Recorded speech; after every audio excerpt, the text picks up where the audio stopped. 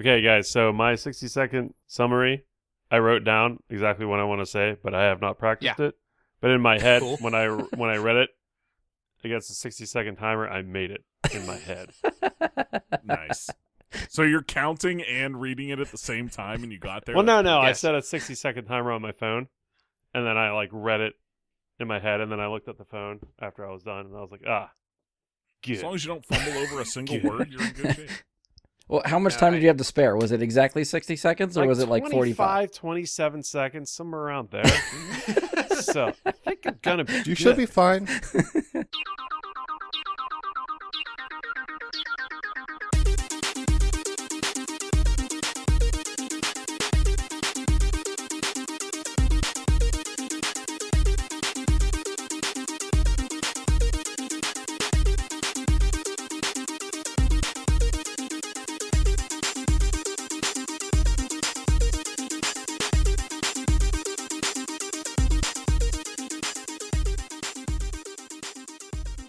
Hello and welcome to another episode of Bry Guy and his Super Friends.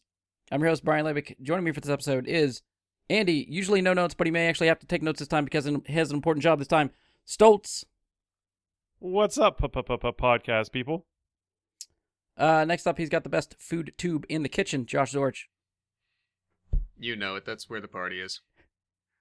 Also, up until today, I was very scared he was going to ditch the kitchen in favor of Commando, Mike Bradley. We're not reviewing Commando? Get out. I was told we were doing Commando. I thought you were So- going Commando, and I'm like, just keep your This is keep your camera up, dude. Arnold Keep it up. Schwarzenegger, Alyssa Milano's story that we're going to discuss. Keep it up. Keep your camera up, dude. Yeah, be very specific about what you want him to keep up. Oh, true. True. Camera down. No, no. The boner jokes were last week, Mike. Leave it last week. And finally, someone who I had to constantly remind that we are not watching and reviewing the Food Network show The Kitchen for this episode, Ian Leidick. Hello, people of Earth. I need you to go right now to your podcast catcher of choice, which is probably the one you're using to listen to this right now. I need you to search for 1-900 Rebar. That is my construction podcast where we're always talking about how will you get away in this crazy world of construction. This week, I'm joined by Eddie Kingston, who is building a new place down in Florida. We talk about how hard it is to build construction sites in a pandemic. How do you explore that increasingly dangerous world that's getting a little less dangerous now? And luckily, Florida doesn't have many restrictions, but that's what we're going to find out on 1-900 Rebar. I don't know where you get these from. I got a theme song. I mean, I kind of want to hear it, but I don't want to get that sidetracked already. I feel like he's playing Grand Theft Auto behind our backs, and he's hearing this on stuff like this on the radio in Grand Theft Auto. all the commercials. Yeah. Oh, shit. Actually, I'm a writer for Rockstar. If there really is a theme song, I want it delivered to Brian, and that will be the secret outro music of this episode. Understood. The number one video that comes up is Owen's Corning Composites Pink Bar. So make of that what you will. I was waiting for Ian to spin that somewhere. I didn't know where he was going to go with it. I was throwing it out there to see if he had anything like, oh yeah, but The fuck is that? I don't know. That you said 1-900 Rebar. I tried to find 1-900 Rebar, and Did you use the podcast catcher of your choice? I don't think so. That sounds like a video. it was a video. My podcast catcher of choice is YouTube. There's We're podcasts not all on over YouTube. We're not on YouTube. We're on Rooster Teeth. Rooster Teeth hired you. So Warner Brothers hired you. No. Our podcast appears onto the Rooster Teeth Podcast Network. I think we're getting too into the weeds on this. Little too inside baseball for the audience. All right, so back on Okay. track. On tap for this one, we got another Rewind Theater. If you're new to the series of episodes, it's basically an excuse for us to go back, revisit some old comic book movies that we either haven't seen or haven't seen for a while. Our format for these has been to start with some of the comic book history for the movie, since they are all based on comic books or graphic novels. Josh will take point on that one. After that, we'll talk about some of the people involved with transitioning that property into movie. We'll go over budgets, box office gross, ratings, first-time watch, rewatch for all of us. Before we get into discussion, we will throw out the spoiler alert. We'll get to a 60-second summary, which one of us has volunteered to do ahead of time. Our main discussion will consist of 5 categories. We have directing, characters and actors, story, soundtrack, and special effects and explosions. We're giving ourselves a 10-minute timer for each of the categories to keep us on track. Once we go through all of that, we'll end the discussion with our rating and see what everyone thinks this movie holds up or not. And finally, we wrap up, taking the pressure off some of us, and we leave it up to the Wheel of Fate to pick Wheel of Fate! what movie we are watching next. So if you listen to the past episodes, you'll know that we usually have 2 franchises and 4 standalone movies on the wheel at a time. This week, for this episode, we're going to switch it up a bit. We are doing 3 franchises and 3 standalone movies at a time, just to try to see how this plays out. If we need to switch it up again somewhere down the line, we'll do that at a later date. So we'll see how this rides for a little bit. I'm pretty sure it plays out with us watching a movie, but Fair point. I'm putting all my chips on that. When we were looking at the list that we've curated, of like the big list of movies that we curated, we're very heavy on franchises, and we realized we weren't getting through them quick enough. So we're going to try to add a little bit more to the list and see if we need to do some more tinkering to try to get through some of those a little bit more quickly. So at the end of our Teenage Mutant Ninja Turtles 2 episode, the wheel landed on 2019's The Kitchen, and that is how we got here. So you may be asking yourself, wait, why is The Kitchen even an option? Well, to most of our surprises, the movie is based on a comic book property. So Josh will be the one to tell us all about this comic book property before we dive right in. So Josh, it is time for you to teach us some stuff. Well, class, this is going to be a rather short lesson today, mainly because Thank God. I was very unable to find a lot of background on the conception and creation of this. I wish I was able to dig up more. It might have aided in me being able to like conceptualize and contextualize the story and maybe like the motivations of the writers or something. But what I can tell you is that The Kitchen comes from a limited 8-issue series in 2015. It was published by Vertigo, which is a imprint of DC Comics. Its author is Ollie Masters, who has a couple of Wonder Woman issues under his belt, and is illustrated by Ming Doyle, who worked on DC titles such as Superman, DC Bombshells, Batgirl, and Constantine. Ming Doyle is also a bit more diverse, does a lot of different things, not only on the illustration side, but also writing, and had many issues of one of the Constantine runs under his belt as a writer. Unfortunately, that is all I have for you this time around. Take it away. Can I ask a question? You can try. You said it was Ollie? Ollie, Ollie. Ollie. That's what I was going to ask, is which version of Ollie was it, so I could find it if I wanted to. Yep. Yeah, I think just looking at IMDb, like that's the only thing that I sort of found as far as comic book stuff. Like if you look at the cast and crew list for the movie, it lists Ollie Masters, Ming Doyle is based on a comic book created for DC Vertigo, and that's kind of it. So, Okay. I mean, I guess you said what, 2015, so it's recent. Yes. So I'm actually, I don't know. To me, that's surprising. It's that recent and they're making a movie out of it. I don't know. It's for a comic that I've never heard of to be turned around into a movie that quickly. Can I True, offer an and- opinion on this? Before you do, let me just say that Go for it, yeah. The timeline, at least, is actually pretty similar to, it's a little bit tighter, but pretty similar to Atomic Blonde. Actually, I think the publication date on Atomic Blonde was maybe 2012, if I remember, and it was released 2017. So it might have been one of those things where, you know, people become aware of projects in the works even as they're being made before they're published. So Right. somebody might have optioned them just during the initial conception phases and all that, or as soon as it came out, you know, someone just scooped it up and they got on their way. Yeah. Go ahead, Mike.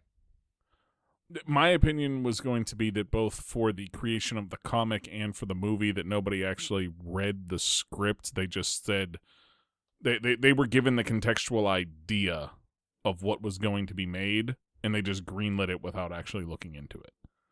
The movie or the comic? Both. I've not read the comic, but if the movie is true to the comic in any way, I would say both. I don't want to be wrong to the comic. If the movie was not true to the comic and whatnot, maybe the other way. But with the movie, at least, I would say they pitched them the idea, like 3 women take over the mob in Hell's Kitchen in the 70s. And they were just like, it's a comic movie, it's a mob movie, it's woman power, go for it, do it. Yes, greenlit. Do we need to see the script? No, fuck that. Just do it. Yeah. And that's how I see this movie getting made. Ollie's most recent tweet is that the new St. Vincent's fire, so I don't know what that is either. that's a band. Fucking boomer. Wait, Wasn't St. Saint Vincent's Vincent Fire or a Saint movie? Vincent's Fire. No, it's St. Elmo's fire. It's St. Vincent. St. Right, Elmo's right. Fire, right. Okay. Yeah, fucking like backwards boomers that don't even know boomer movies.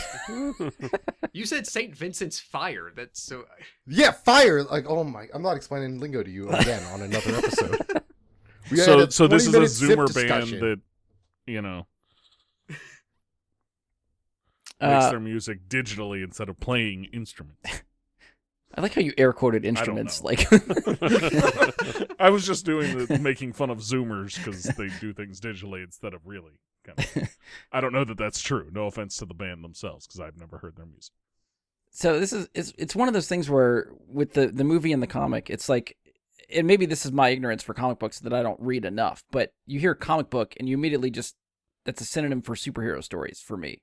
So when you see this movie based on a comic book, it's like, there's no superheroes in here. Like, how is this a comic book? That's the kind of disconnect for me that I'm still trying to wrap my head around for this one. I feel like there was a superhero in this movie though, but we're not into spoilers yet, so I will. Okay, talk yeah, about come back to once that. We do. Well, it's funny you mentioned that because I have 3 comic book series on my pull list currently, and 0 of them have superheroes in them. Well, that's what I mean. Like, maybe that's just me True. personally. Like, my taste in comic books is more superhero-y. I tend to be all over the board. Like I think a lot of people do, and they don't even realize it. Like, a lot of people love Batman, but Batman in a lot of ways is fun because of the detective action. And there's a lot of other comics that follow that same kind of like mystery detective storyline Yeah. that don't have Batman. You know what I mean? But they have that same kind of intrigue that you can get from Batman. And maybe they just don't know about them or don't follow them, so they don't end up reading them. But there's a lot of really good ones out there that people might miss. Yeah.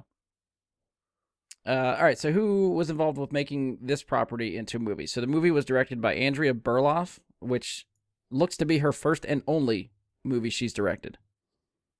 She's actually also credited as the sole writer for this movie as well. She doesn't have many other writing credits to her name, but the one that caught my attention was Straight Outta Compton, which I really enjoyed. Oh, okay. I still haven't seen that. And That's she's the also Ice Cube, like almost biopic of his rapping Yeah. career. yeah. Yeah. And she's apparently signed on to do the screenplay for The Legend of Conan. I like call it Conan like Conan O'Brien. Legend of Conan and I Aladdin would watch 2. that. So those are God, they're doing an Aladdin too. apparently. So she's attached to Oh, that one also. The film stars Melissa McCarthy, Tiffany Haddish, Elizabeth Moss, Domhnall Gleeson, Common, James Badge Dale, Brian is it D'Arcy or Darcy? I don't know how to say that guy's middle name. Darcy. Brian Darcy James, okay. And Jeremy Bobb. Any guesses for the film's budget? How much do we think it cost to make this movie? $50 million. Okay, we have $50 million. Anybody else? 37 49. million. I heard, wait, Josh and Andy talked at the same time. I heard 39 from someone, but I don't know who said it. I said 49. 49, okay. And I said 37. 37, Mike. So closest wins, Sure. Without going over. 51 million. Okay, Andy wins. 38 million Wow. was Woo. the budget. Andy was 1 million off. Yeah.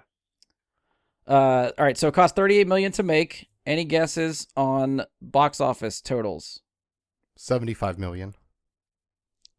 I'm abstaining 19. because I saw this figure. 19. 19. Andy, what was it? 50? 50. And this is worldwide. We're going worldwide. Yeah. Always do. Okay. Mike, sorry, what was your number again? 19. All right, Mike was closest. Worldwide total $16 million. Ooh. So way under budget. I was doing that as a joke. Well, you were the I closest. thought Like when you said worldwide, are you sure? I'm like, oh god, I'm way off. I feel like that might be because there was really no pushing of the movie. Like I'd never really heard of it. What wasn't this one of the borderline ones with COVID though too? Or when did this come out? This was August. 2019. August of August? 2019. Okay. Okay, so no, it wasn't. It doesn't have the COVID excuse. Not at all. Okay.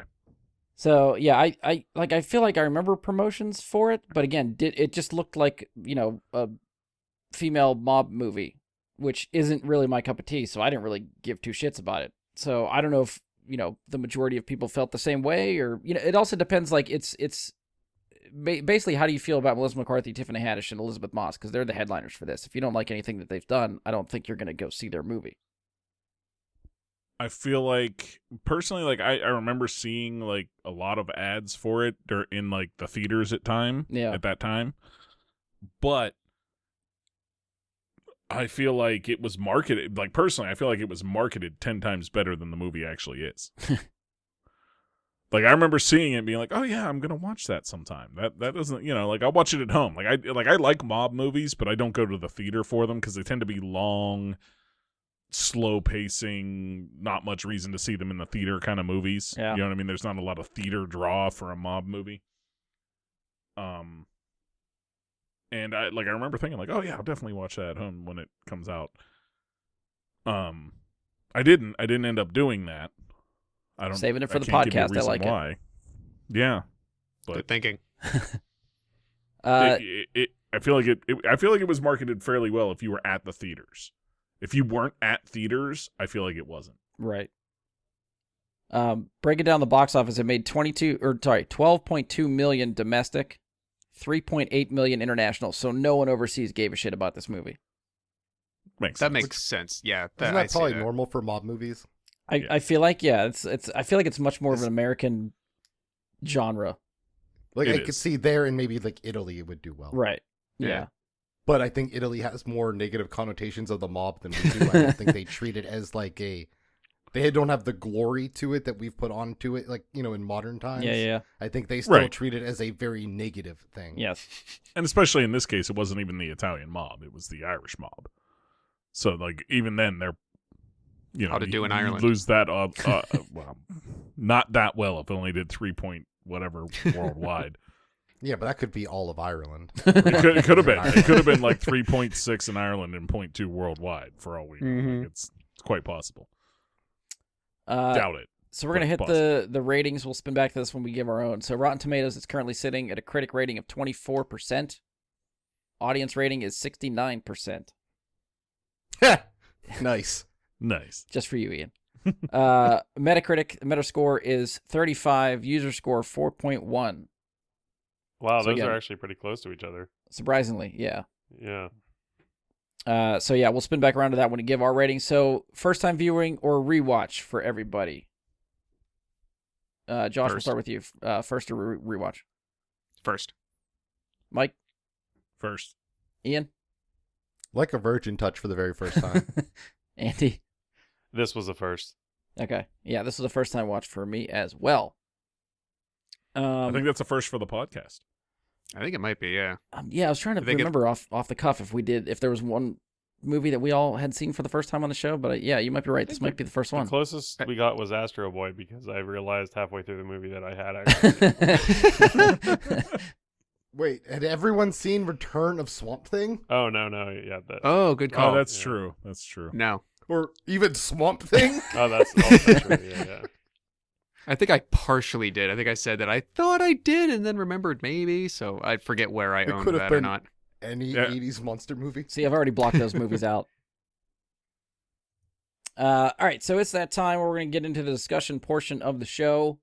Since we'll be discussing everything in the movie, I'm going to throw out the spoiler warning now. So if you have not seen The Kitchen and don't want spoiled, pause this now. Come back to us after you've seen the film.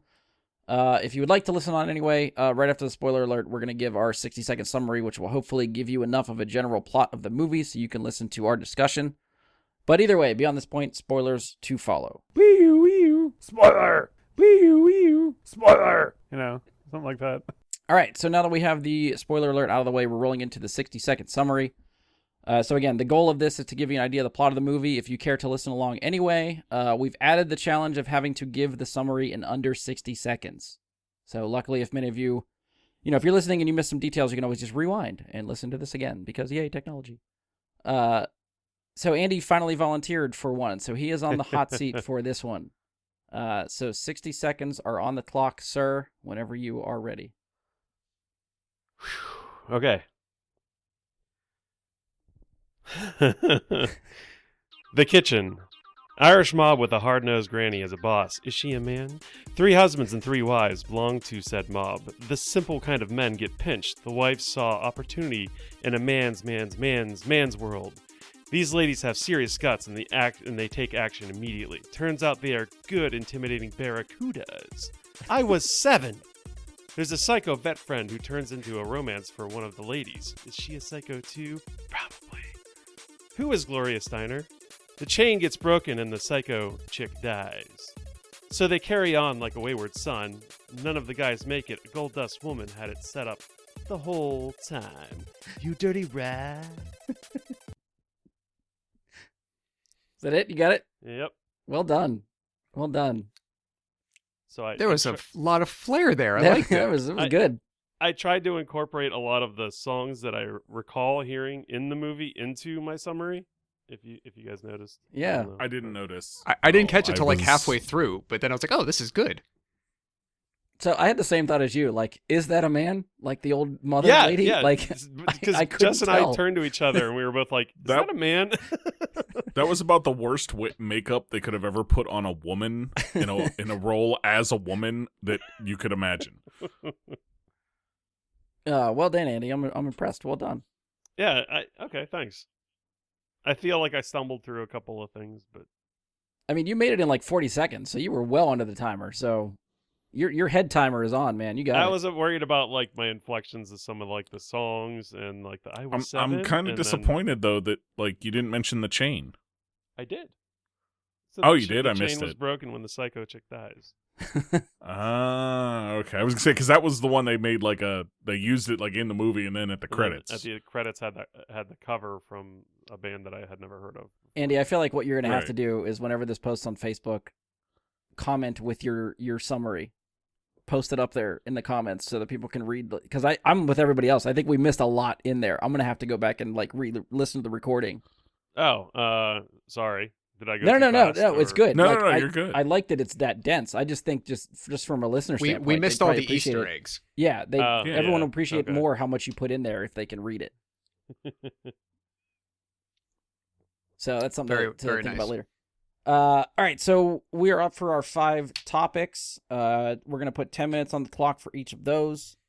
Any volunteers to go first, and what topic would you like to cover first? I see a hand. Yes, All right, Mike. I'd love to go first. Oh God. What topic do you want to hit Uh, first? Direction, story. story, actors, characters, Story. soundtrack. No, definitely Story? story. Okay, Story. 10 minutes. Go for it. So my first note on story is garbage, but I'm gonna move on past that. And there's a few things in the story and in the writing because that's kind of like the same thing together, right? We're supposed to discuss story and writing as kind of one. Yeah, that'll work. Yeah, they got So- to go hand in hand. Yeah, they go hand in hand. So, in the first 10 or so minutes of the movie, we meet our 3 women who are going to be our protagonists. One of them is an unfortunately abused woman. And one of our other protagonists, who at the end of this movie gets a happy ending, makes fun of her for being beaten. Says to her directly, "Yeah, the only thing you're good at is getting hit." This is one of our protagonists saying this to one of our other protagonists who is an abused woman. In a movie Yeah. that is supposed to be about like women empowering themselves to take over the mob in Hell's Kitchen. This is one protagonist making fun of another protagonist because she's a beaten woman. I But feel it like establishes that. her character. I feel like that was something. She gets a happy that ending and was comes out as a much- good guy. No, she doesn't come out as a good guy. She betrayed all of them, put them all in prison. She comes off as a bad person. And then That's she the gets whole point. It set up her Did you see character the arc. last shot of the movie? That they run the town, but that doesn't make you a good person. None of them were good people. They were The horrible mob boss fucking Daredevil people. They isn't were a not good person. protagonists. This is not how you write a mob movie. When you write a mob movie, you have horrible people that are your main characters. But they're not protagonists. They're horrible people. They're villains in themselves, and they always have to get their comeuppance at the end of it for the dirty, horrible shit they do along the way, and the only one that does is the one that goes out and becomes a murderer. The protagonist is Hell's Kitchen, first of all. It's not the women. The protagonist is the city they're in, Hell's Kitchen itself. Second of all, it established her as a bad character, and her good ending is that she gets to sleep with an FBI agent and gets to make some money. That's not like the greatest thing of all time. There's going to be consequences down the road. It's just how the movie ends. It doesn't end at the end of the story. It ends at the end of this story. And this story is where it ended. There's one likable character. There's one good person in the entire movie, and that Gabriel is was very likable. He was very charming. Melissa McCarthy's character's father is the one person that's a good person throughout most of the movie, and then by the end of it, he gives up all of his morals, he gives up everything he stands for, and says, well, you know what, if my daughter's going to be the one that kills her husband and runs Hell's Kitchen, okay. Because she stood up for herself. Hang on, let me interject. Let me interject, because I think I could maybe bridge where you both are coming at this from. I think the movie did a poor job in establishing what I think they were trying to do, which was to create a likable anti-hero, and I don't think that was a success. So the point that, you know, I think if they had, because they failed at that, that's why Mike is saying, well, the unlikable character who does the bad things and is a crappy person might not have a quote happy ending, but they come out of it. They at least survive. They have a happy ending. Well, I mean, at the very least, they're in charge. They're bosses at the end of this. They're living large. Right. So the juxtaposition is we're supposed to see that. That's the one who was the unfortunate character at the beginning, who was the abused person, in the end doesn't come out of it alive. And so if that is the comparison point of who triumphs necessarily, the bar is very low. Those who triumph are the ones that at the end of the film are at least still alive. And the inequity there is what is noticeable, because that's really all you have to go on. Because I like I said, I think by the end you're supposed to want to kind of root for Tiffany and Melissa's characters, but I personally didn't. By the end, I didn't care. I wasn't. I don't know if I was bothered. Like I wasn't necessarily cheering for them and happy that they made it through and that they might have this, thing ahead of them now. Yay! Like I was like, all right. But I'm kind of that way with all mob movies. I have a really hard time giving a crap about anybody. So like I have a note at one point that if these women and Gabriel aren't dead by the end of this movie is horrible. Well, that's a bad critique. The thing is the movie's about, like, the power. It's about establishing power regardless of gender. Showing power is what keeps you in control. That's why the power that they take women off the street as prostitutes away from their pimp. I gave you time, sir. And they turn them into their own prostitutes. Don't Fox News me, women sir. Empowering Don't Fox women News me, sir. is pimping them out. All right. Time out. We're not going to pimp you out for that guy. You're going to pimp out for us now. That's women empowering women. The one comment I have right now is that I expected this fire on Godzilla vs. Kong, not the fucking kitchen. I don't know what the hell is happening right now. That's fair.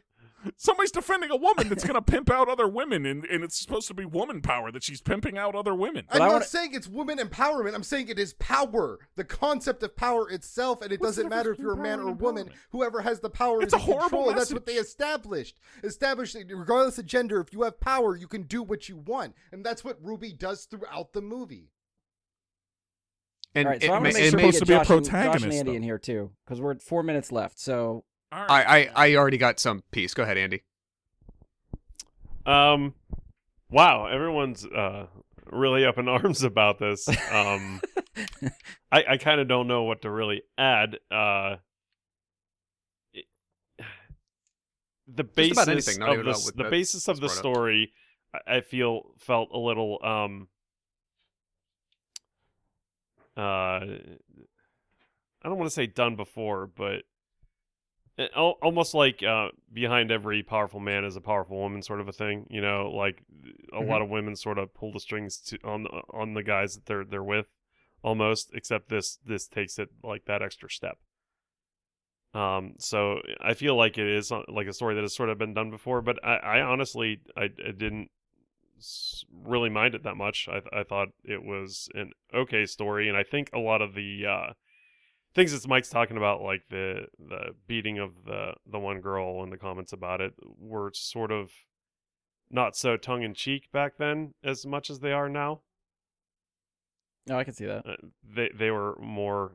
It happened, not that anybody wanted it to, but it wasn't quite so much made into a big a deal as it is now. It was just it was accepted, unfortunately. To that point, the only thing I would say is they later show this woman, Ruby was her character's name, showing more compassion for Claire was her name, after she is attacked by a homeless guy than when she was beat by her husband. And they show her trying to be like this caring, loving friend after she had just told her that she was weak and pointless because she was beat by her husband. Well, sometimes hard love can go a long way. So if by her saying that to her changes her balls, I will say it, guts, I mean, it's part towards of her him, manipulation. then of her. it's good. But she does actually. Melissa McCarthy said to her, I think that was harsh, or she said that was harsh, or that was hard, or something, and she immediately agreed with her. She's like, I know. So, And part of it may be also, I don't know if Ian said it before, or maybe Brian, but establishing like maybe you're not supposed to like Tiffany Haddish's character that much. Like maybe that is the personality of her. It's not agreeable and So- it might be shitty. It's just Well, let's spin that to that's when how we the get the character was characters and written. actors a little bit more. Is Yeah, there anything left we so- want to do for story? We got a minute and a half on the timer. There's a couple things I wanted to touch on that they did that I don't like at all. One, they portrayed Jews as cowards, and I did not like that at all. That was bullshit. That was a horrible way. It was a very stereotypical and racist way to portray Jews. That was not cool. And then they had kind of villainizing black people through Ruby's character as well in the way that she talks about it. And I was not okay with that. She gives a whole speech at the one point about like, we don't give a fuck about you. We just want ourselves to win, or whatever the hell she's trying to say at that point. I was not okay with that. Her mother, Ruby's mother, tells her at one point, like, oh yeah, I beat you as a kid so you could grow up to be what you are now. A fucking criminal.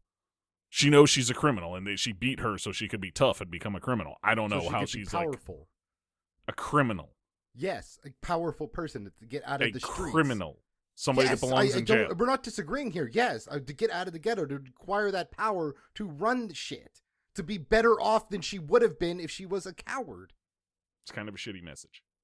Yeah, I don't think there's she's supposed to not be a anything good in this person. movie that's like, yeah, let me take this takeaway from it. what mob movie has a good message? But right, What they're not mob supposed to movie have a has good message, but when So, they don't like, have a good message, name me a mob movie where they come out fucking squeaky clean the way they do at the end who of this. does? Every single one None of them do, loses but in their this husband. movie they come out squeak. No. They killed their husbands willingly. They choose to lose their husbands in this. Usual That's not like. suspects. What are you talking about? The Usual Suspects. Well, that guy comes out fine. What? Uh, That's not so- necessarily a mob movie. hey, you asked for an example. I gave one. It's organized crime. All right, as much as I want to see if there's anything left for story, I feel like we're just going to go down the rabbit hole again, so I kind of want to just keep going. Because I No, feel you're like we're fine. going to hit other stuff that's just going to lead us down this road too. Josh, where do you want to go next? Direction, actors, characters, soundtrack, special effects, explosions. I feel like explosions, special effects are like that's gonna be very light. We can wrap Even story from, like, back into a that if we want to, since we'll have makeup the time. type of thing, whatnot. Let's now. I honestly I think the most interesting discussion is gonna come from the soundtrack, but let's do direction. Okay. 10 minutes, go for it. All in all, and this is maybe just encompasses a lot of these categories. There's like an umbrella over it, but all in all, I wouldn't say that this is a terrible movie. It's not a terribly written movie. It's not a terribly directed movie. It's just a, all right, movie that someone made, people were in. There's just not a punch to it. There's not a lasting impression. There's nothing exceptional about it, per se. From the director's standpoint, I mean, I didn't, I think there was a little bit of fluff in there, and they could have streamlined some things and made some things more solid, but that also goes back into like some, story or writing. But I mean, there was nothing about, I would say there's nothing about it that looked amateurish to me, from a director's standpoint. The person obviously knows what they, how they want to frame a shot and where they want their actors and what performances they want out of them. Like I said, I would give Andrea Barloff, good thumbs up on that. I thought she did a good job. Yeah. I Yeah, go ahead, Andy. I enjoyed the action sequences to this movie, like the action shots of them, like when what's his name? The psycho dude, the psycho vet guy. Gabriel is chasing the guy with the gun running down the thing. I enjoyed that shot, and I enjoyed The like music went with that well. Yeah, I enjoyed the shots in where they're dropping bodies into the ocean, and I enjoyed a lot of the nighttime shots. And some of the I enjoyed the there was a mob. It was a montage, I think, of them taking money from the people they were protecting, and seeing Mhm. Duffy and the other dude sort of like actually like doing the hard stuff for them while they were sort of taking the money for the said people. I enjoyed that montage. So there were good, in my opinion, good shots directorially in this. Yeah. Ian?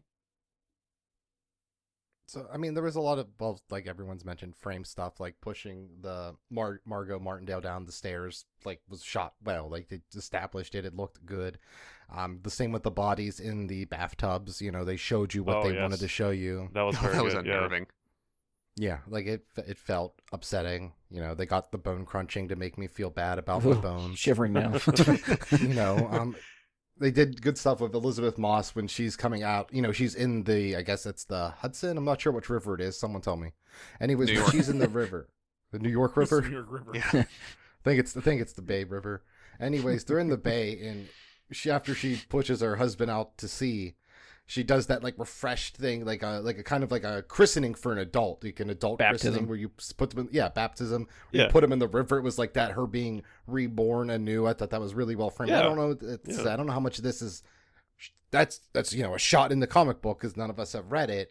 But I think there's a lot of those scenes he did really well. The action scenes were great. Like watching Gabriel chase down that dude in the street was really fun, and then just his casual walk away. They really he nailed was just that. like Really. he was sort of huffing a little bit, but he was like, yeah, okay, it's all good now. They really like all of those like crime scenes where someone casually reacts afterwards. They did a good job like showing you, yeah, they're just natural now. There's nothing weird about this. And I really liked even the one shot after they kill, I think it's Duffy, and you just see the guy the next day going out to wipe down the blood. Yeah. Mm-hmm. Yeah. Mike, anything? So I'll agree that some of the shots were good. Like they said with the shot on the street with Gabriel killing him, it tells a story in that single shot where he's able to kill this guy in broad daylight in front of all of these people, shoot him in the head, rub the gun off, toss it on the street. All these people seen it, and he has no fear whatsoever of being caught for it. Right. I He's will just say doing it, and it tells that story. Yeah, I'm just going to interject real quick now that you're talking about that scene. That scene actually made me feel like this was a comic book movie. That one particular scene really Okay. made me feel like, oh, yeah, I could see this coming directly from said comic book. Okay, go ahead. I'll say, while it had scenes like that, it also had ones that had me say, "Are you kidding me?" When Gabriel first shows up and he saves Claire from being raped, he shoots that guy right in the back of the head while he is pressed up against her. that is taking a very serious risk that he's just going to kill her too. Agreed. That was, you don't, like, you'd pull him off and then you shoot him on the ground. You don't just shoot him in the back of the head while her head's right next to his. It establishes that he's a psycho. See, okay, so I'll split the difference on those two because I'm glad you said that. That is actually how I felt about the scene you just talked about him like chasing the pimp down and shooting him in broad daylight on the sidewalk. The mixture there of he definitely has some screws loose mixed with a somewhat lack of fear of, consequence. Because when that moment happens, like to me, it didn't feel like the team had completely taken hold. They were in the process. Like, this is one of the things that they're doing in the process of traveling that road. And so, like, you still probably had the risk of either one of the other competing crime organization groups or still the police, somebody reacting to that necessarily. So yeah, I think it served both purposes. But that scene in the alley when he first shows up, I admittedly thought the same thing, that maybe he didn't know or like only partially cared. Well, at the same whether time, he she tells got the hit or story not. later that he came back because of her. Mm-hmm. He says those words, that he only came back because of her. What? He just damn near killed her. Well, I don't think that's also a weird thing to happen in like a crime movie or something where someone takes a risky shot. Like that happens, I feel like, a lot in like this genre even. Like, Yeah, just don't but I think mean, there that's was literally necessarily- I don't think there was 1,000 a real- different ways for him not to take that risk. In that situation, especially if the woman he supposedly loves and all that already is there, and the reason he came back to Hell's Kitchen is there, and he just... To me, it looked like Jackie was really close to actually raping her, like very close.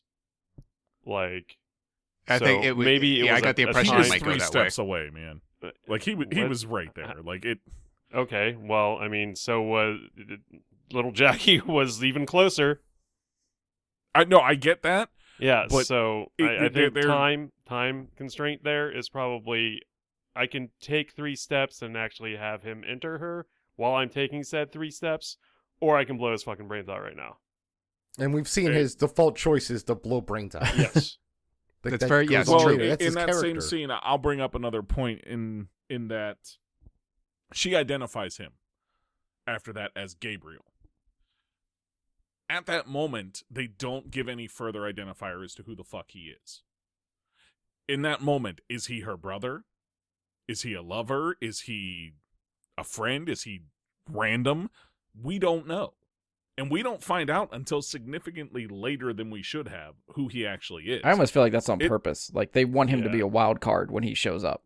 Like Yeah. you don't know what side he's on. You don't know who he's working for. Is he friends with them? Is he not friends with them? Well, Was he ma- just ma- some But she guy that saw recognizes him rape? as in a friendly way. When she turns around, she knows him. But and even then he when we shows up figure and out he's who he showing is them like right after in how his to cut up a guy relationship- up in the tub. Even when we figure out who he is and his relationship with them, then we start questioning later. Well, who is he loyal to? Is he loyal to them? Is he loyal to the previous guy? Like even So- then, I'm still at So, that so point the mob questioning boss where trying to he's make at. you question that actually got you to question that. A little bit, yeah. Are we Oh, I never spinning? did. Are we spinning to characters and whatnot, or are we done with director? We got 50 seconds left on Well, direction if we want to keep going. Well, I don't have I anything mean- left. I'm just asking because like the last And- 2.5 minutes have all been something else. Just seeing if any, Okay, just so- in so case in anyone has terms anything of else to add on direction- this one. for me, the other thing I would say is that we have this period where the mob boss doesn't even notice that he's not getting his collections during that whole montage and everything. Nothing repercussion-wise is happening for I guess it's a week, 2 weeks. Like, what is the time frame there? I don't have a very good idea, but I think it was meant to be a week or so. I'm not sure of that. But if you think that somebody that's getting paid for protection like that is going to go an entire week without getting their money before they notice and do something about it, I was under the No. impression that he was also a very brand new mob boss. Yeah, he was. He just got the job because the other one went to prison. Jackie, especially. Well, yeah. right? But at the same time, like it's just like this is not how this would go down. None of this would go down this way. Have you been involved with the mob recently? Do you do you understand? So you're gonna hate my MCU universe if we're going with how did this should have gone down. I think the trap that we're falling into with this is it's probably the most. I mean, out of our series so far, it's probably the most quote like real world oriented and grounded type of story. Yeah. And a lot of the context. That's a close second, but so like the way that we have to contextualize it is very different from our typical source expectations. Yeah. I mean, for me, I don't know if I really gave my 2 cents for direction, but just for me, I think sort of what Josh said, I think direction-wise, it's fine. I didn't think there was anything that really stood out, but I didn't think there was anything that was really terrible from a director's standpoint. So, I mean, for this being her first movie, I'd say fine. I mean, I'd be curious to see what she would do next. I don't know. I don't think she has anything. You think they're gonna give a woman director that had a failed movie another movie to direct? Right, and maybe that's why she's only got writing credits coming up next. So I wouldn't expect anything anytime soon. Not that I'd really go seeking her out, I guess, but I'm still curious. Andy, where do you want to go next? We have we're gonna go right into characters. Okay. Let's get that out of the way. Just because I feel like we've been sort of poking that bear through the cage for a while, so we're gonna go ahead and let that bear right the fuck out of the cage. All right. Go for it. I guess I'll start with Gabriel because we were sort of talking about him. I like the air of mystery surrounding him until we do sort of figure out what and who he is. And I like how you sort of aren't quite sure where his loyalties lie. I like that about him. Yeah. I like that. I like that character. He was actually one of my favorite characters. Out of the entire cast, he was by far my favorite. But I this is someone that has... I wouldn't say by far, but he was my favorite. Oh, I think, like, for me, I have a personal bias, I feel like, against Melissa McCarthy and Tiffany Haddish. I don't really like them at all in pretty much anything that they're in. So this movie already had to clear that bar for me. So I was trying to find something in here that I would really kind of enjoy, and Donald Gleason did it for me. I liked Gabriel a lot. See, I'm in kind of like a different spot there, where I usually enjoy Melissa McCarthy. I'd never really seen anything with Tiffany Haddish, but I usually enjoy Melissa McCarthy. So I just wanted to say that. Andy, go ahead. My second favorite character was actually Melissa McCarthy. So I'm in the minority here. I get it. Yeah. I feel like she did a pretty good job in her role, considering it was fairly atypical for her. I will give her that. It's not typically something that I would peg her to be in. Right, and I'm about 50-50 with her, like, comedic roles, I do like her in some things and care not for her in others. But I thought she was noticeably good in this, in what she was given. Gotcha. See, for Melissa McCarthy specifically, I felt like she did some things very well. In other times, I feel like she might not know what a tough face looks like, because she looked like a deer in headlights sometimes when she was supposed to be putting on a supposedly tough face. Yeah, if you noticed, though, the deer in headlights happened in like the first half of the movie, and more in the latter half of the movie, you see she's a little bit more determined. If it was intentional, I would give it credit. That's all I would say. I did not have any real problems with what she did. But other than that if that was intentional, I would say good job. If it was unintentional, I would say bad job. Yeah. I would have to. I will say that I like to talk some about the characters that are made to hate. And quite frankly, I absolutely hated the two husbands, like absolutely hated them. So I feel like those actors did a good job. That is a good point. Fair point. Absolutely. Yep.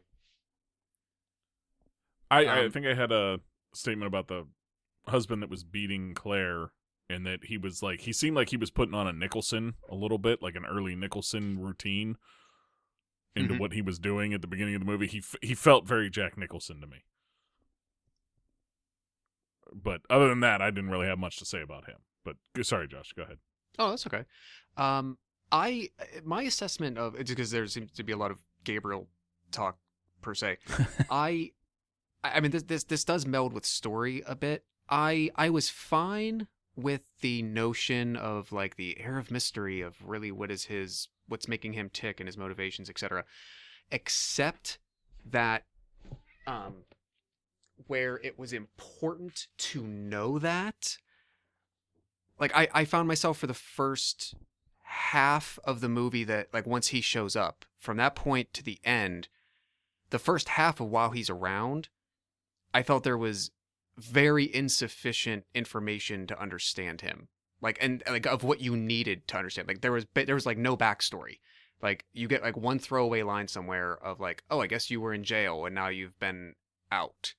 And why did he come back for Elizabeth Moss? Because they had a prior relationship of some kind or exposure to each other that we don't know about, that they don't talk about.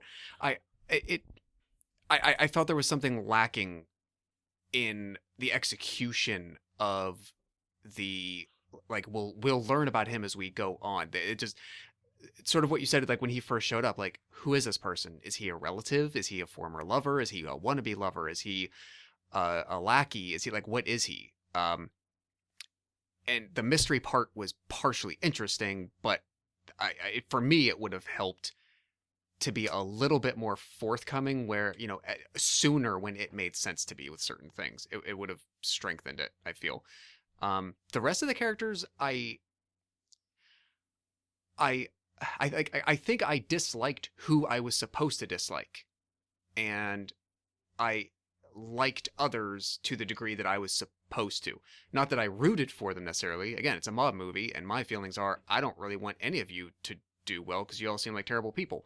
But for who they were telling me, like I think their conveyance of the characters was done well. I knew exactly who each of them was supposed to be, regardless of my feelings of a person like that. Okay. Ian? Domhnall Gleeson made his name for me in the seminal movie Ex Machina, and he did an amazing job in this film as well. He really carried the character well. I think he kept that established, that part we've been discussing, which some people find is a fault, but I thought is a good thing, where we don't know enough about him. He kept that air of mystery, honestly, throughout most of the film, and I really like that. I think he did a good job playing into that role, really living that role. And I think Elizabeth Moss also did a very good job conveying that story arc of beaten woman into psychopath. Like, that is her dealing with the trauma, is to just become an awful person too, but like revel in it, really enjoy it in a way that like Ruby doesn't. Like Ruby took it as like she just wants the power to build a better life for herself, to be in control, where Elizabeth Moss wants to just kind of go over the edge and like, no one can give me shit because I will just kill them. She legit scared me power by the end of the movie. Yeah. I thought she did a great transformation of like, you could see it in her facial manners. Like, you could feel her changing, not because the story told you to, but because of the way she even acted, just look-wise, did it. I thought that was great. Melissa McCarthy did fine. You know, I mean, she can do drama stuff, I guess, but, you know, I don't think she did anything where I'm like, holy fuck, I can't. That's an Oscar nom, you know, like, that's not even an International Screenwriters Guild nom, you know. But she did fine. Tiffany Haddish, I guess I don't have this bias that Brian seems to have. I don't really know her from anything other than the Cardi B music video. So, I know, she did her role fine. It's called popular stuff. And, you know, I thought she did fine. You know, she did her job. I didn't like her because I wasn't supposed to. Well, I kind of did like her because I think I like rooting for bad people that like have power, that like get to do bad things because they're bad. It's kind of fun when they don't actually impact my real life in any way. As long as they're not hunting you, you're fine. Yeah, and I think Margot Martin, famed character actor Marker Martindale, did a great job as Helen. Yeah, you couldn't tell it was her because of everything. I think she had, like, what was on her face was 10 human heads. But with that, she still did a very impressive job, being able to move around with that much makeup on. That's the man grandma, right? Yeah. Okay. Yeah. That was the boss Grammy. Was Okay. was anybody else surprised in Gabriel's character arc that he did not go out guns a-blazing? No, because he I- lost I- his will to fight, I think. He just didn't. Okay, He's like, I 'cause don't care. You can He didn't almost care see about it in his any of it. eyes, and you can see when it's sort of like that trigger kind of goes away from his eyes, and he decides not to. I really almost wanted him to just start. I was almost like egging him on. Scarface it. Yeah, just start pulling trigger and go out.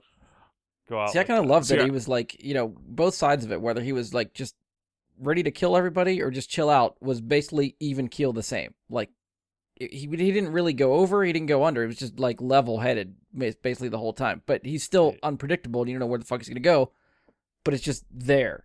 I can't. But in his face, you could sort of see where he like processes it in his head, and he's just like intense, and then he's like, fuck it, I don't know, just walk away.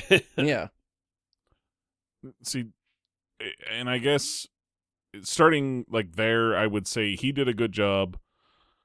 I'm going to disagree about Elizabeth Moss. I think she did absolutely god awful with this character and with how things went. On multiple occasions, I wrote down notes of like, show emotion. You're talking about this, like she's talking about emotions and you're not seeing them. Like it's not, I don't know. It didn't work. Like I felt like she was off. McCarthy, I said okay, but she kind of phoned in the New York accent. I think Tiffany Haddish did fine. You don't like her by the end of the movie, and you're not supposed to, and that's where my superhero comes in.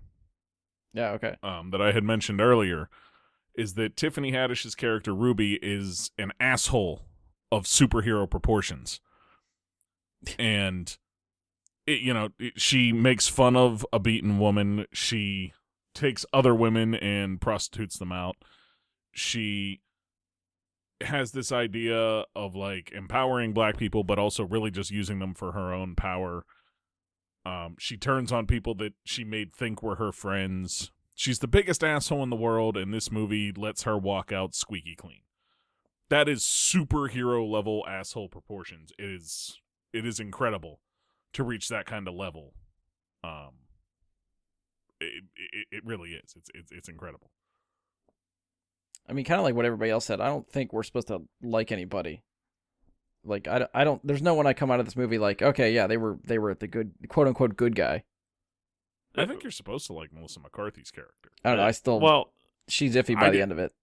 yeah, I like but I You're do, supposed to. but I do respect them for making happen what they wanted to happen. Even the way they did it. I didn't say that. I said they made happen what they wanted to happen, and like sometimes what you want to have happen, is a criminal action, which they did. But they at least they had the guts to do it. A lot of criming. Yeah. I mean, by the end, Melissa McCarthy's character kills her husband. I mean, she doesn't pull Well, the trigger. to be fair, she For- walks away knowing someone else is about to kill him. For kind of what he Same thing. Well, and it's I'm a just- RICO case. She's guilty too. fine. The fine. point Well, is, that's a different crime family, so I don't think that holds up. she lets her husband get killed simply because he went to this man to try and get her to stop. He realized she was in too deep, and he wanted to stop this whole thing and say, "You need to get out." And she said, "No." Oh, I But how took- do and you she get explained out? it Well, off in her own head as you put our kids in danger. Well, he did. So I- no. I took They were that playing differently. though. piano. They were playing piano with that guy's wife. They were not in danger ever. No, from a story beat, I actually took that differently. I saw that as he was actually going to have her probably killed yes. That is also to get That's how you her get rid of to get other her mob to bosses. stop or get him back He in a went- position of power. That's what he was going to do. Not just like, hey, I'm coming to you so that we can usurp her position. he was going to, I mean, and because of that, that's why I didn't feel as bad for what came from him afterward. Like, but did anyone else see that differently? From the way that he acted it, from the way that he portrayed it, I took it as him saying, you're going too far and you need to stop this. He talks to her about, this isn't the way we did things. You're killing people. You're doing all this horrible stuff to get this stuff done. We want the same end goal, which is jobs and a good life for the people of Hell's Kitchen, but we did it clean and you're doing it dirty. And he went to this guy to say, like, listen, you should take over Hell's Kitchen and get her out of it. By how? How do you do that? Like that? How do you get rid of other mob bosses? You have him tell her she's out, and when that other mob boss from Brooklyn And tells she you says from puny no, little what Hell's happens Kitchen, to her? she gets what mob bosses should get at the end of a mob film. So he went in to kill her. He went to that guy to be like, kill my wife. The My kids, wife! the He kids went are to that leveraged guy at My that wife! point. Get her out. He knows that his wife is a reasonable woman. And he Does he? thinks that she is. Well, he thinks that she is. And he goes there to get out of the situation because he realizes it's all in too deep. No, see, I saw it the other way, where he wants in, and he's pissed off that she won't let him in. That's the way I saw it. No, he also mentioned that about why being would he talk to her emasculated. about how far she's going and why she's going too far with He's it? trying to be the good wife and be on her side, to be in, to bring him in. And when she still refuses to bring him in, he decides the only way to get back in is to get her out. The kids at that point are leverage. I think they're framing it that way. I think like they want some people to see it that way. But Well, if it worked. that's what they That's were how I doing, they see did it. a really shitty job of writing it because it doesn't come off that way. Well, I mean, 4 or 5 people thought it did. I mean, 4 or 5 people can be wrong. I mean, I'm just... Also, Can true. I say? Don't come at Crest like that. Can I say, like, aside from this, just like last thing on characters that came to mind, it just me, like, I don't think you needed Common's character in this. I don't think you needed the FBI at all. I get the whole thing where they reveal, like, okay, Tiffany Haddish's character was kind of in on the setup at the beginning and whatnot. And yeah, you get that spin, but I think you could have had this entire same story without that little piece of it. And like the little kind of interjecting cuts of like the FBI office scenes and whatnot. Like I don't think he did badly as an actor or anything. I just think like that whole side of it, I don't think it had really hardly any impact. You almost need it just to see how close they are to being caught. Like, I think that's the only purpose that serves. Because if you don't see that side of it, then you see them going on without any consequences. I mean, they sort of are, but like you don't know how close they are to getting found out and this coming to an end. Well, I think like the way they explain it, they never were close. Because the guy that's out with the FBI investigating them was on their side the whole time. Right, but you don't know that until Right, the yeah, third you act. don't. Right, Yeah, and but the I rest of think the like FBI didn't know that that either. twist of it was completely unnecessary and unused. They tried to use it and then they just made it pointless. maybe that's what it is more. By the end of the story, is it didn't that matter. the revelation of that didn't have like the world impact on everything that I thought. Like the same events could have, whether she had all helped the set power their then and husbands she up didn't or use it. not. Like they still, like that was just maybe her means to make that initial split. But The only yeah, I think the whole rest of it could have happened. Yeah, the only question that I answered for me was who was in the bed when she was looking out the window. Yes, yeah. Good point. Sure, I did write a question about that. Like, why are we seeing this right now? Like at first, I thought she was watching the other two. Yeah. And I Yeah. thought it was really Yeah. weird and creepy, and I was like, okay, that's kind of new in a direction I didn't expect this to go. And then it showed the other two in a different place, and you were like, oh. Yeah, Okay, I had a moment so before it's not that that. reveal where I was like, okay, maybe they're just showing like her husband is still like James Badgedale was not killed yet, but he was out of jail, I think. So maybe they're just showing that, hey, regardless, like she was serious about moving on, and hey, her sex life is a part of that, etc. So they're just kind of illustrating that in a way. But yeah, I think the reveal of their relationship, like, I didn't care. Yeah. Yeah, no, it didn't matter. I found myself feeling bad for, I guess, his partner who would have been involved. Like, was he going to know that his partner was going to be killed? I thought they framed it as he killed his partner. He did. Yeah, that's what I Oh, okay. thought I saw. Yeah, That- they that revealed whole- that later. Like James Badge Dale's character did not kill him.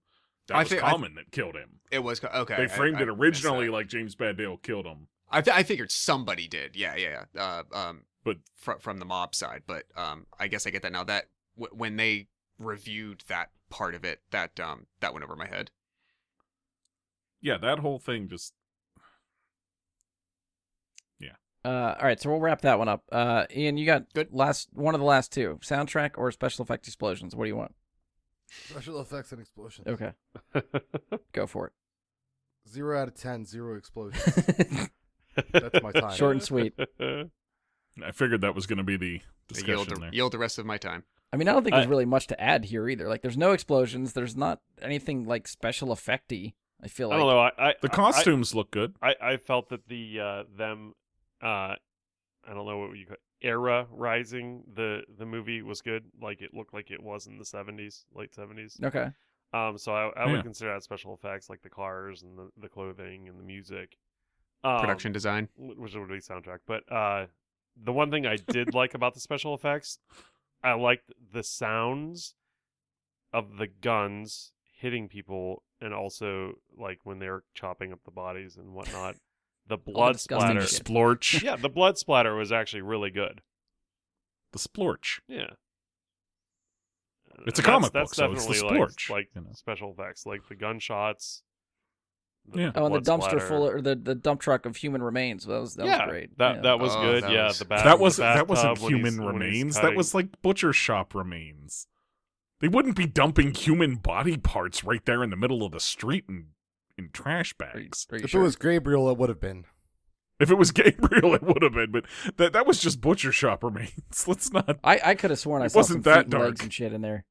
I would, No, it was all cut I up. thought it pieces. was actually, yeah, I thought it was human. I think Uh, I talked myself out of it being that from a story perspective, just because that's evidence. Right, but they've Yeah, already made like- point like- that they don't give a shit. They're gonna leave a loaded gun in the middle of a street after shooting someone point blank and leave it there. No, I don't think they're like checking the somebody freaking out. assassin is. He wiped They his, wiped he, the he prints wiped it off. off with his shirt. I guess, I mean- Still, You can't dump Hey, a dump truck full of body parts and be like, wasn't us. I thought that was just the balls of the Like, movie. you Like, we don't can't- give a fuck. This is what we're gonna do. That's intimidation Like, tactics. Like, when That's it was way just too much. one Like, bag, maybe it could have been a body, but when it's all the bags are bleeding, you gotta go Yeah. find that many people to kill, first of all. Like, they didn't just, like, have these bodies, like, ready to go. They had to go find reasons to kill 10 people. I mean, that had to 10? be from the butcher shop they hit they up. were probably all 10 people working on whatever 32-story building he had going. So Yeah, I figured it was a way of like, hey, you got protection. Well, your protection's dead now, and here are their body parts. that's what I Well, took that's it as. but they established the protection never No. showed up, because if they would have killed those guys from Brooklyn, this would have been a different movie. Okay, I know mob movies Fair aren't point. necessarily your thing.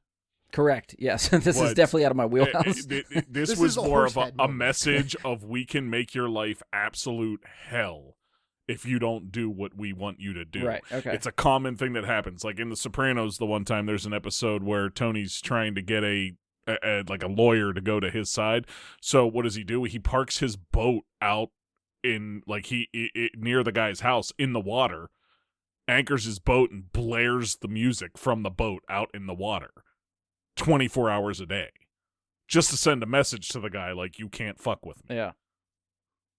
That's all that was it was a message. It wasn't we're actually killing people and dumping their Okay. bodies here. Yeah, see, it's out of my wheelhouse, so I immediately go worst case scenario. What would be the worst thing to come out of the dump truck? Human remains. Check. Got it. It's the horse head in the bed from God. Right. It's not a real person. It's okay. Horses aren't people. Right. But it still sends the message. All right. 6 minutes on the clock. Anything else for special effects explosions? I'll I second. think Oh, go ahead.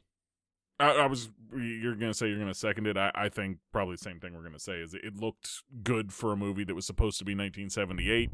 It looked like 1978. It felt like 1978. I don't know. I They got did more of good a in that 79 respect. vibe from it, personally. Well, part of it probably took place in 79 actually because it was 16 months after they were imprisoned in 1978 Oh, good that point. they get out of prison. So if it did feel that way, part of it feeling like 79 seems correct. Yeah, but the So- beginning parts felt like 79. That's a strange part of Yeah, it. you know. You could tell by The haircuts tail that it was lights on the 79. Nova. Yeah. But yeah, I think they did all right in that respect. But there's not a whole lot going on in terms of that. Although special effects wise, I would say that the old lady that Ian mentioned with the 10 different heads on was horrible. It looked bad. So for every point they get for it looking good for the era, that alone was bad. It looked bad. The weirdest part, And I though, would was take like them all you could away. still tell it was Margot Martindale. Like that was what was really Yeah. crazy about it. It was almost like a good job. Well, It's like you put you all can that see that in stuff on a somebody's person, and eyes. you're like, "Holy shit, that's still Margot." But I mean, you can see that in somebody's eyes, though. Like you can still like see through things to see people. That's like it's like if it's like the Elephant Man. Like you still know who that was. Yeah. I know the guy's name, but I don't John know Hurt. anything else about the person. So Did it could have been him for real. Like I don't know. Did he actually look like that? we get everybody in for special effects? I can't remember if we touched on everybody. Andy, we started with you, right? Didn't we? We didn't start with me, I did. but I did mention I like yielded my the time. blood Okay, blood that's splatter. I enjoyed in the gun sound effects hitting and firing. Okay. All right, so we'll quit that one. Last one we got up is soundtrack. Andy, you were all over the place with your song titles in your summary, so let's start with you for soundtrack. What'd you think? They used very recognizable hits from the 70s that are all enjoyable songs. I don't know. I even enjoyed sort of the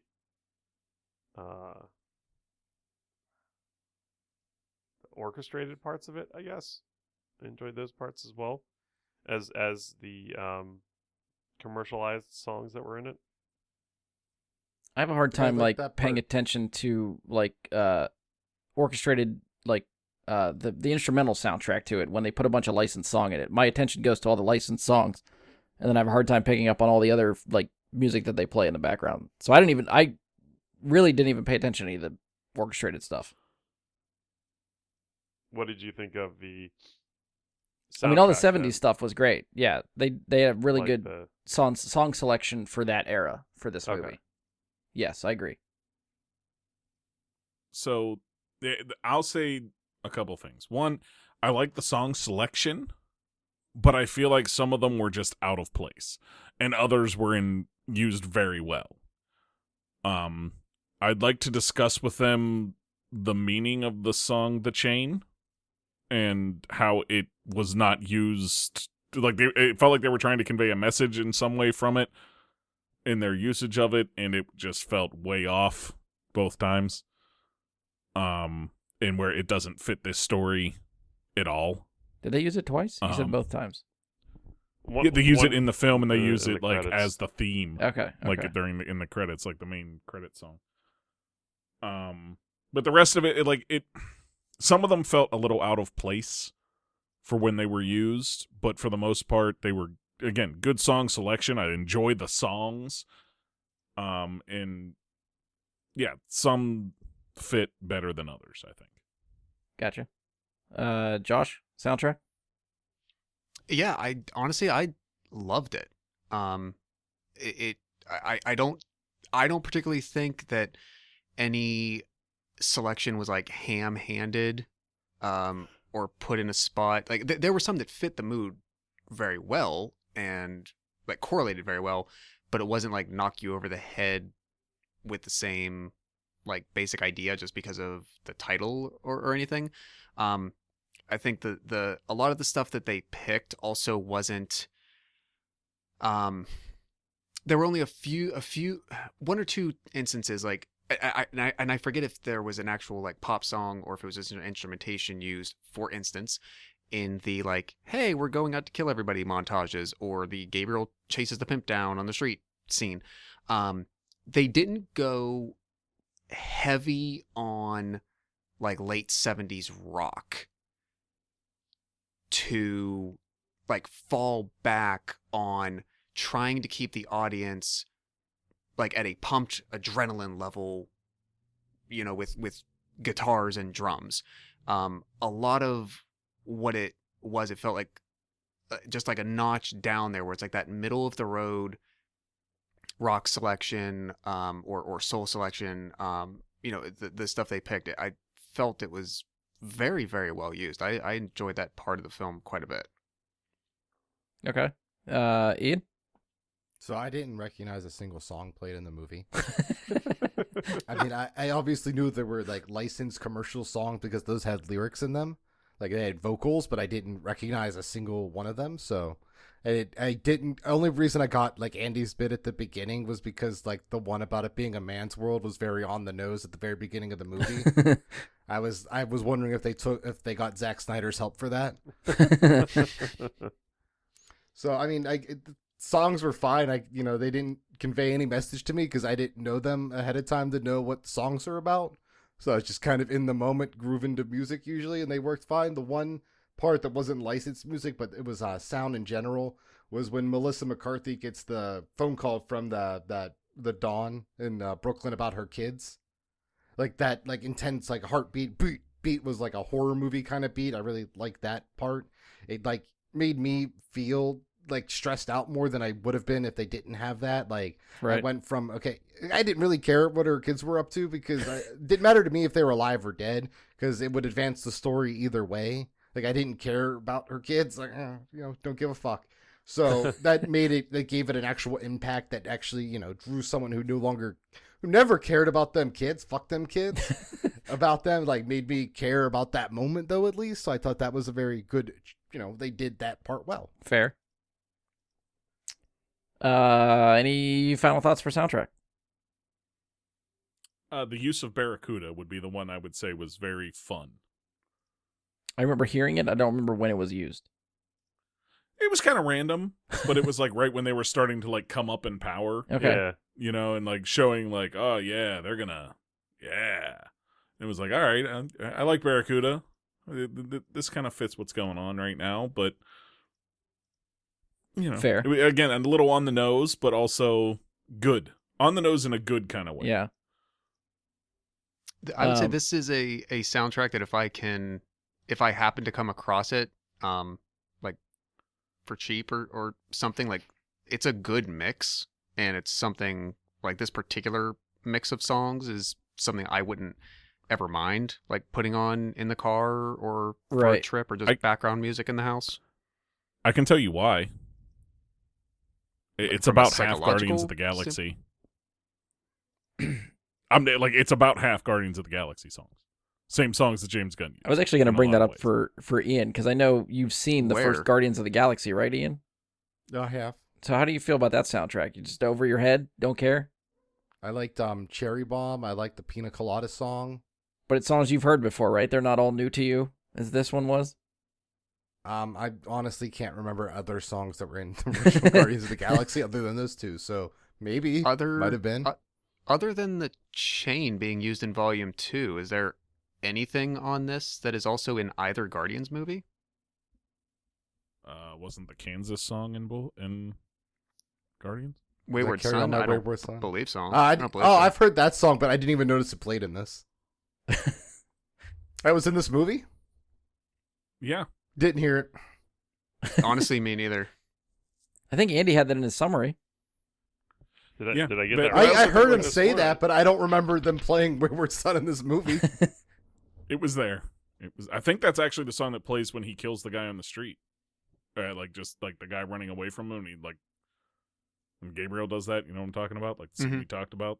I think that's the song playing I right guess then. the version I've heard the most of that is the Guar version, so it probably just didn't sound right to me. Guar rules. Well, yeah. Those would sound different. All right, so we usually, I don't even know if it's worth doing for a movie that's 2 years old, but at this point we usually ask, like, what do you think? Does this movie hold up or not? Well, we've done this for every single one of them that we've already had that was 2018 or 2019, so we might as well. Yeah. So around the horn, does this hold up? Nothing changed. So is that a yes or no? Yes, I Okay. guess it didn't get worse. Fair. Andy? Yeah, it holds up. Mike? Not in the least.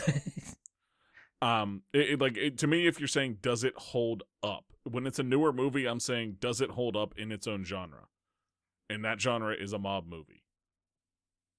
Does it hold up as a mob movie in 2019? Do I think it's better than The Irishman? Yes. Not even close. They're completely, like, it's so crazy how different they are. Like, how one's good and one's bad. And that's The Irishman. I agree on that part, but It's a good 4.5 versus bad. hour snooze fest. Disagree, but okay. We can agree to disagree on that. My point is, does it hold up as a mob movie? No. In my opinion, no, it does not hold up as a mob movie. I can't look at, because it's less than 2 years old. Does it hold up? Yeah. I think is a silly question, but does it hold up in its own genre? I think is the way I would answer that. Okay. Josh? I guess well enough. Yeah.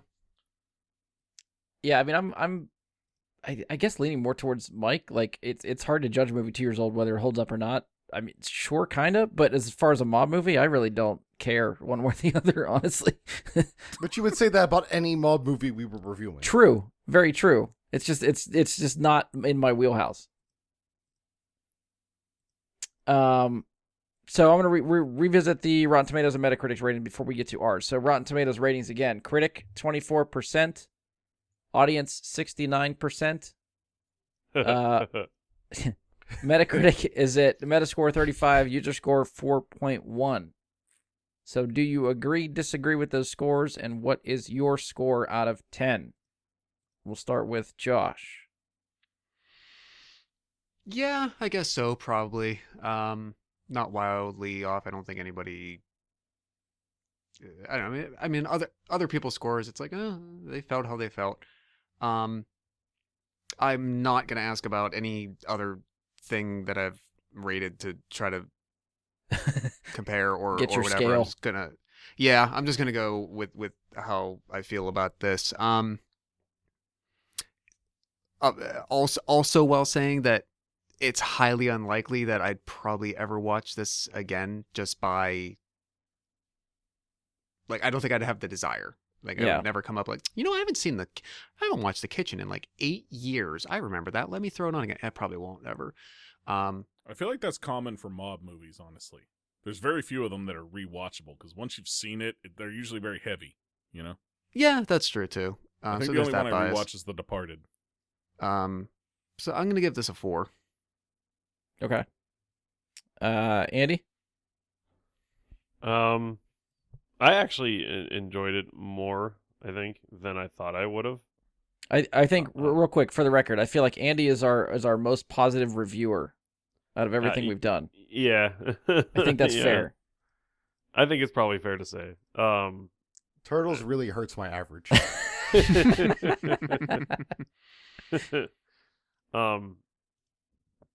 I think the user scores are low in my opinion. I would more lean towards the 69. And, yeah. Do it! Give it a 6.9. I'll lean right into it. I'm gonna give it. Only if it's 6.9421. I'm gonna give it a straight 6.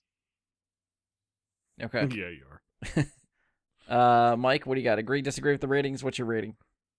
Oh, they're all way too high. Personally, I come down extremely hard on this one because I watch mob movies. I love mob movies, and there's so much about this that is just a complete failure in terms of what it was trying to be and what it absolutely comes nowhere near being for me personally. My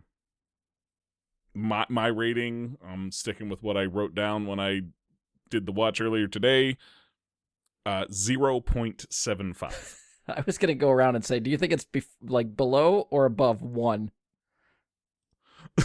Well, I spoiled your opportunity. Yeah. 0.75. I really didn't think you'd go below 1, so I'm a little bit surprised. But I didn't want to go 0 because I enjoyed the soundtrack. The songs are good. yeah. It had good songs in it, so it can have 3/4 of a point. Ian, where you at? This movie is better than Turtles. Just right off the bat, throwing that out there. Son of a bitch. Second of all, I think going in, there was a lot of negative talk amongst the reviewers here about this movie that I think gave some of us even lower expectations than we were expecting. So when the movie wasn't absolute garbage, came off, wow, this is not the worst thing I've ever seen in my life. I was dreading I watching think- this. I was yeah. too. Yes, I agree. And I think it's absurd to give this a lower score than Bloodshot. I think that is absurd. I think that is an Disagree. awful movie. I know you Very do. I'm looking at the intentional on my scores. And so I'm going to give this because I thought it was a fine movie. It's a 5. It's just average. It's like Cowboys and Aliens. I watched it. It didn't kill me. I'm not going to watch it again. It did its job. It did. Fair. Yeah, sort of like echoing what Ian said. I think we can pretty much all of us. I think we're dreading watching this. This is a movie that, like, when it hit the wheel, we all kind of forgot that this was a possibility. Like, I feel like this is one of the movies we talked about. Like when we made our list. Like, is there anything we want to cut?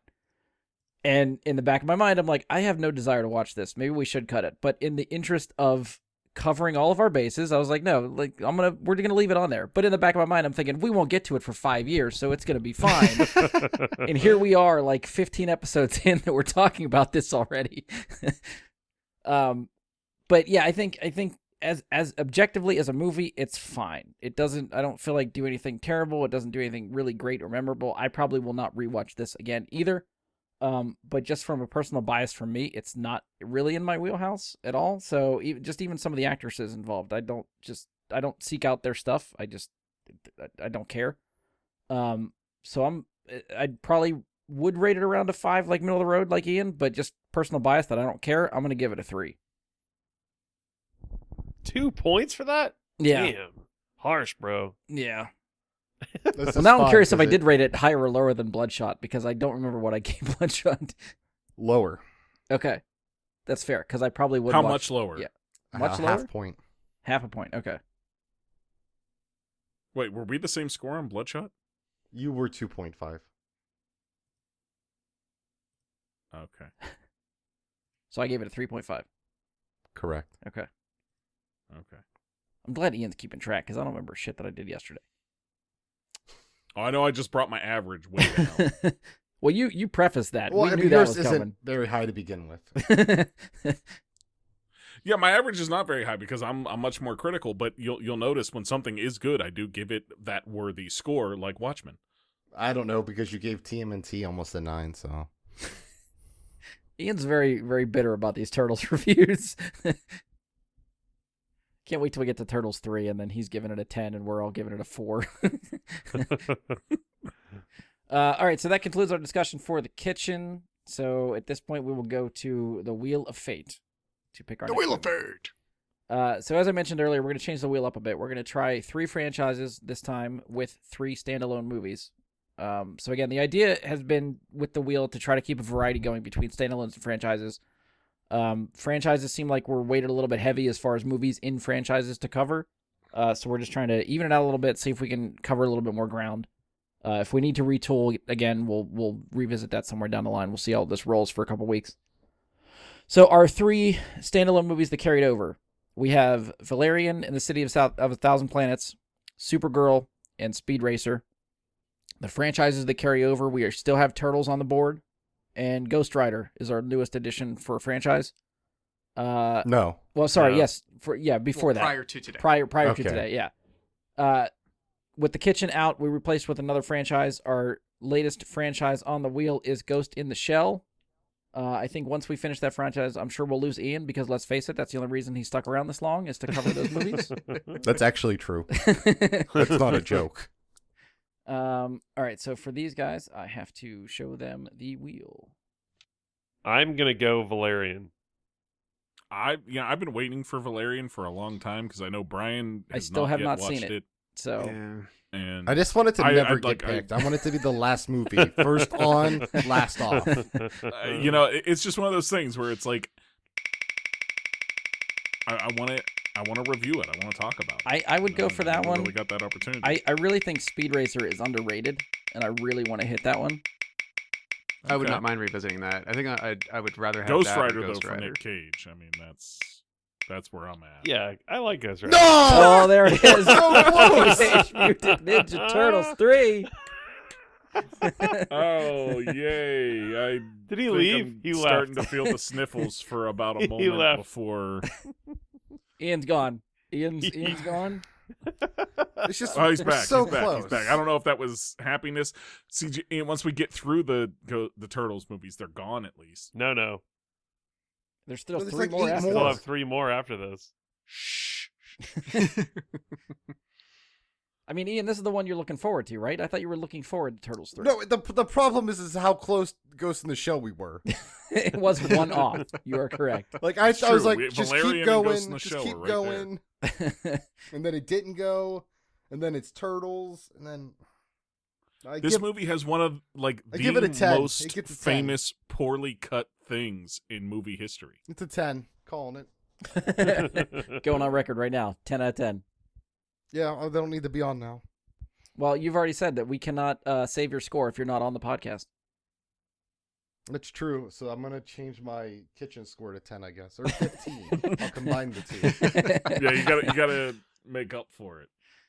All right, so yeah, next Rewind Theater, we will be watching Teenage Mutant Ninja Turtles 3 from 1993. So for anyone that wants to watch along, that's what you got on tap. That one does not have like a subtitle or anything. It's just No, like, I checked. legitimately Teenage Mutant Ninja Turtles 3. Yeah. Okay. Yeah, Turtles in Time was the Super Nintendo game that I think everyone keeps thinking is the title of this movie. Turtles in Time was a Super Nintendo game. Turtles in Time is like prime Turtles content. That is like right where you want to be when you're thinking about, man, I could go for some Turtles. Yep. Whether it's movie or video game, Turtles in Time. Yes. Turtles 3 is the opposite of So that. the only time I'm thinking I want Turtles is because I'm playing Mario. Those are Koopas. But they're turtles. Let's be honest. They're Koopas. They have a shell. I'm with Ian. They're basically turtles. They have a turtle shell, but they're not turtles. I'm just being facetious. It is what it is. They're whatever. All right. Well, that's it for us. We have concluded the kitchen. Finally, we can rip the Band-Aid off for that one. If you've enjoyed the show, please support us. Leave a 5-star rating and review. Give us a share on social media. Be sure to follow or subscribe to the show. We are on Spotify, iTunes, Google, Anchor, Stitcher. Hopefully, and where you can find a podcast, you can find us. As always, you can find us on Facebook. Search Bry Guy and his Super Friends, or go to facebook.com/BryGuySuperFriends. You can leave us questions, comments, topic suggestions, any of that stuff there. Attempt to email us, bryguysuperfriends@gmail.com. It works. It's there. It's legit. I won't check it, but it's there.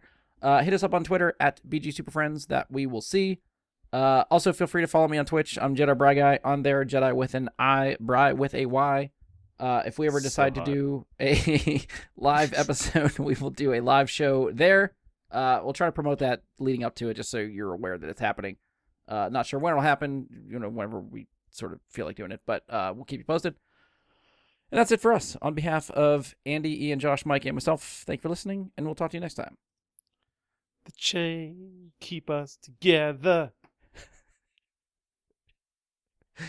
You won't do the spoiler alert live, but you'll sing for us at the end of the show.